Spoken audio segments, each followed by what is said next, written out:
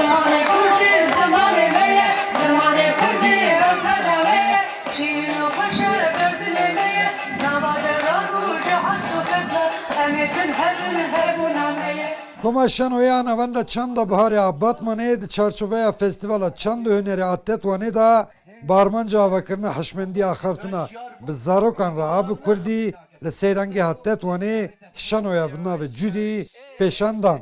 والله بدأ حتى الكردي مرة ناخذ بخدي أزبر زباطة نادر عارف Absürt Bey, sizi anlamıyorum. Lütfen anlaşılır bir dille konuşur musunuz? قصة قلت مريدي يا أب حزار صارت بيجين أمبلاي هبل وهيجي بيجي anlaşılmıyor bir dil. Dilistike da çiroka horta kurd yebna ve cüdi bu malbata wi hini kurdi nekirine te ve guestin. ناف كردية اللي مخابن جيان حمية أزبيجم تركيا يانجيش كردي جلك جلك دورة تراجي قوميكا يا راستي جيانا جودي هناكي تراجي قوميكا وجودي قركتركي بفيرنجية كو نا چاندا خود زانه نا زمانه خو نا هبونا خو تنه دجي وساست كارم ببيجم Karakteri min arası karakteri gibi bir rengiye ev xol Türkiye'de alsaydıkın asas yani Türkiye nizanın ama mukabın xoti de alsaydıkın o Kurdiya xoji avetne pişt xo avetne mileki ez xwazim ne ki kevira bavejme wana ki em bangavazî gel her dayî gel her civakê dikin ku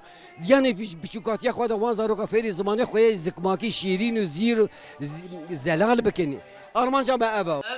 Tamam çilek dediniz işte. Judy, az kurbana çavete divi feki bibe. Yo bilaj bana dahab çay binit çip beji. Malbatan jî gotin ji bo parastina ziman divê Kurdî di piçûkatiyê de jiyana zarokan de be û ew bi Kurdî mezin bibin ku ziman jî ji nav neçe. Cihan û bavê wan e. Bi Tirkî mijûl divin Tirk. Zimana mirov yani jiyana mirov e, hebûna mirov e, rastiya mirov e, pêşrojate yani. Ew nebe nabe yani. Em ji bo xwe û ji bo zimanê xwe mübarek yani kurbancî xeber din. Em pê kêfxweş dibin ya rastî. Herkes ji ber xwe ve dikarê ew bike. Ev nika yek laf Tirkî zara xwe re xeber dimet kurbancî were xeber dim. Mala xwe de mû Kurd be, zarokê mû Kurdî nizamin tiştî zev şermez evî be. Kürtçe'de hesabınız eksik. Nasıl söylemeliyim?